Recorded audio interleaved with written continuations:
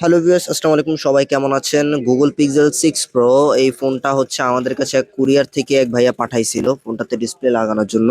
তো আমরা এখন বর্তমানে গুগলের অরিজিনাল একদম সেটের অরিজিনাল ডিসপ্লেগুলো আমাদের কাছে অ্যাভেলেবেল চলে আসছে। তো ভাইয়া আমাদের কাছে অনেক দূর থেকে বা কুরিয়ারের মাধ্যমে ফোনটা পাঠাইছে একটা অরিজিনাল প্যানেল ডিসপ্লে লাগানোর জন্য।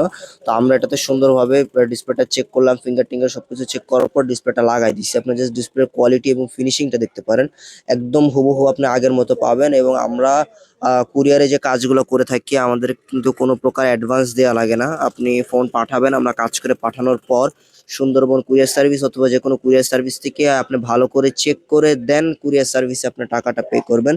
তো যারা কুরিয়ারে ফোন সার্ভিসিং করাতে চাচ্ছেন তারা নিশ্চিন্তে করাতে পারেন।